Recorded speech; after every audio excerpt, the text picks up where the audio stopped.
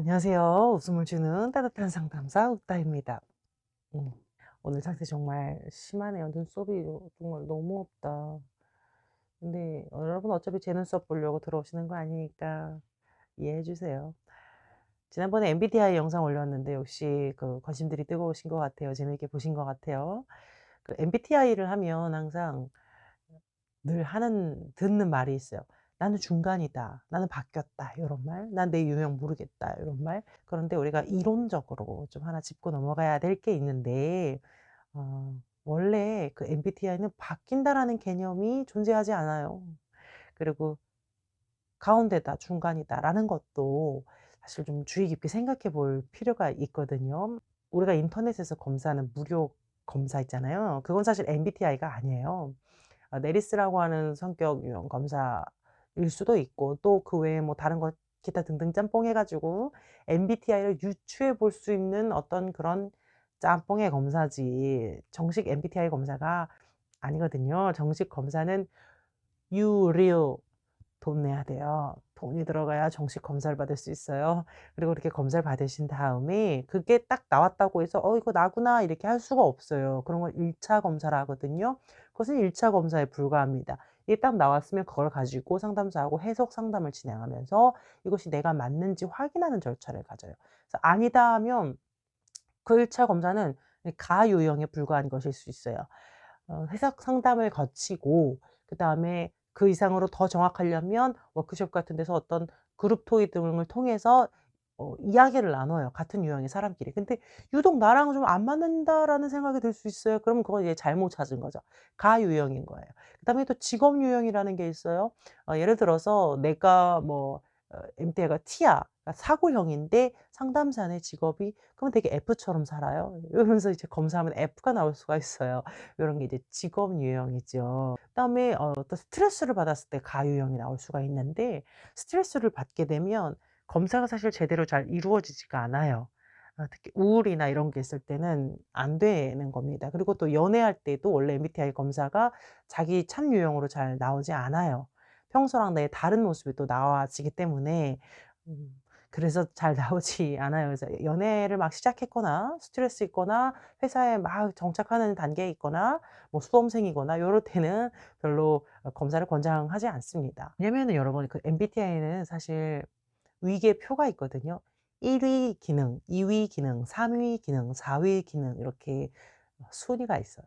예를 들어서 뭐 INFP다라고 하면 1위 기능이 F예요. 그러니까 감정, 그 정확히는 FI라고 하는데 감정을 내향으로 쓰는 게 1 위로 발달했어요. 가장 잘 발달돼 있는 기능이고요. 그다음에 2 위가 N이에요. 직감을 외부로 표출하는 기능이 가장 잘 발달돼 요거는 일일이 설명을 못 드려요. 이게 뭘 의미하는지는 그냥 그런 게 있다라고 말씀드릴게요. 왜 여러분들이 자꾸 MBTI 헷갈려 하시는지 알아야 될 것 같아서. 그다음에 이제 3 위가 S예요. INFP에는 S가 없잖아요. 근데 3 위가 S란 말이에요. 그러니까 이게 약점이라고 볼 수 있어요. 현실에 머무르고 감각을 추구해서 정보를 인식하는 어떤 그런 감각이 약간 그 약점에 들어가요, 3위 기능이. 그다음에 마지막 4위 기능은 우리의 아킬레스건이죠.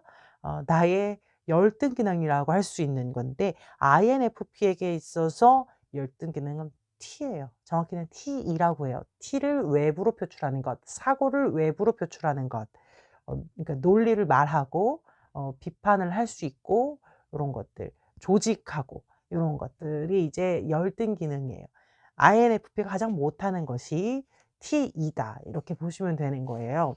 요런 위계표가 있다 보니까 MBTI가 자꾸 '바뀌는 것 같다. 나를 잘 모르겠다.'라고 하는 게 보통 스트레스를 받게 되면 1위 기능이 과기능을 해요. 방금 설명드렸던 INFP에 있어서 1위 기능은 FI라고 했잖아요. 그러니까 감정을 안으로 내부로 쓰는 것. 그러니까 타인을 이렇게 속으로 생각하고 나 혼자서 이렇게 계속 이제 다른 사람을 신경 쓰고 이런 게 과기능이 되는 거예요. 그래서 우리 인프피들이 되게 이제 관계가 되게 힘들잖아. 이게 스트레스 받을 때. 과기능된 거야 FI가. 겉으로 말도 못 해. 속으로만 계속 이제 감정을. 음. 그다음에 거기서 쪼끔 더 스트레스를 많이 받으면 4위 기능 내 열등 기능이 폭발해요.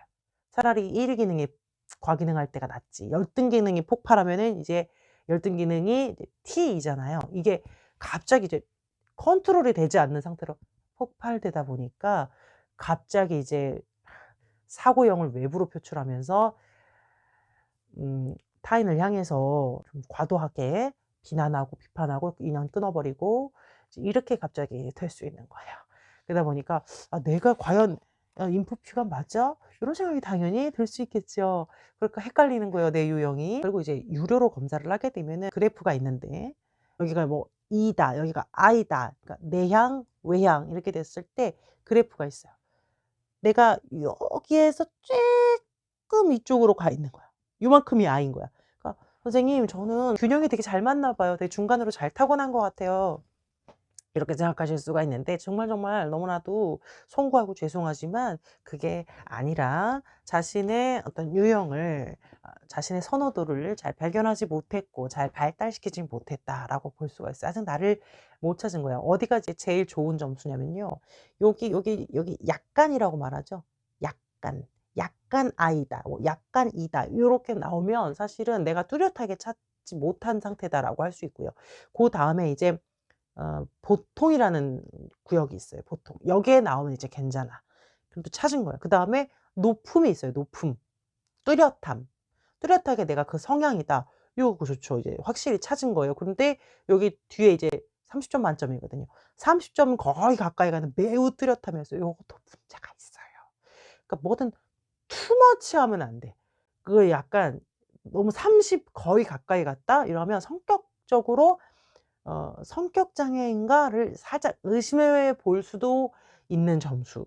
아 이런 발언은 너무 그렇다. 아무튼 그거는 상담을 해 봐야 알 수 있는 거지만요. 보통 30이 잘 나오지 않지요.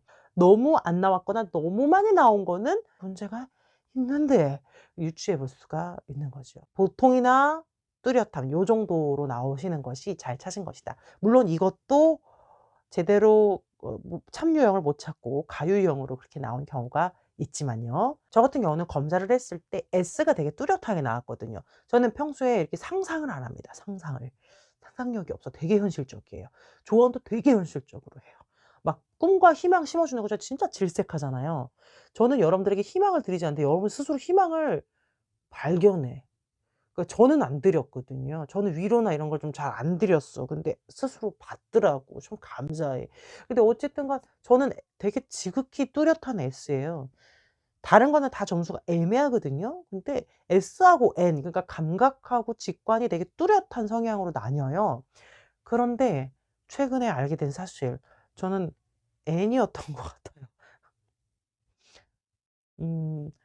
왜냐면 구독자분들도 저한테 자꾸만 "ENFJ다, ENFJ다. 선생님은 ENFJ다." 자꾸 저한테 세뇌를 시켜 주신 것도 있는데 검사를 하면은 ESTJ거든요. 근데 ESTJ에 맞는 그 직업들 있죠. ESTJ가 좋아하는 교과목, 과목과 직업들 봤을 때 제가 정말 극혐하는 관리직, 매니지먼트 막 저 극혐하거든요. 그런 직업이 '나는 아닌 것 같은데.'라는 생각이 약간 이제 들고 제가 요새 책을 썼잖아요. 추천사를 위해서 우리 교수님이 제 책을 먼저 보셨는데 보시고 나서 딱 저한테 처음으로 하신 한마디가 "선생님 MBTI 검사 다시 한번 해 보시는 게 어떨까요?" "선생님 이거 ESTJ 아닌데 그만 우기시지. 아무리 봐도 ENFJ야. ESTJ는 글을 이런 식으로 쓰지 않아요 선생님. 선생님은 N이야." NF라고. 제가 어딜 봐서 제가 NF인가요? 제가요? 저처럼 상상력이 없고 지극히 현실적인 사람이 NF라고요? S들은 그래서 이렇게 많은 비유를 쓰지를 않아요. 글이 그리고 너무 따뜻하잖아. ST는 이런 따뜻한 글을 쓰지 않아요. 선생님 NF일 거예요. 어렸을 때 한번 생각해 보세요. 어렸을 때 장래희망 뭐였어요? 어머 세상에. 나 시인이었는데? 나 시나리오 작가였는데?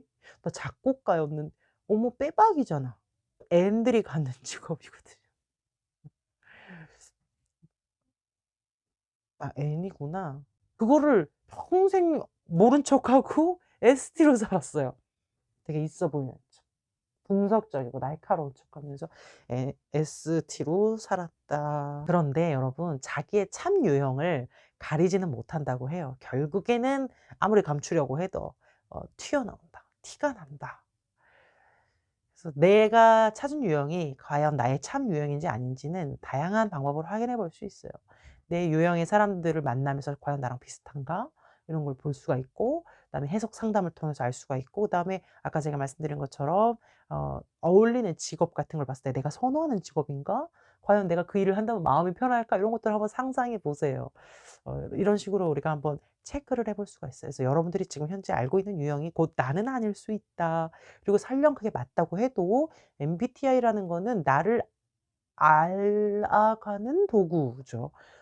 나의 잠재력을 발견하게 해 주고, 내가 가진 좋은 장점을 극대화시켜 주고, 내가 가진 단점의 밸런스를 맞춰 주게 하고, 그리고 타인을 이해하게 만들며 조화를 이룰 수 있게 만드는 그런 실용적인 도구다. 그렇기 때문에 거기에 나를 정의하면 안 되고요. 내가 P라고 해서 좀 기한 늦었을 때 '내가 P라서 그래요.' 하고 자기 합리화해서도 안 돼요.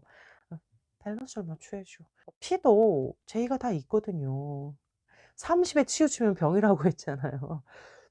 여기 보통이나 뚜렷함, 이 중간 요게 있어야 돼요. 요게 있다는 건 내가 제2의 퍼센트도 갖고 있다는 거잖아요.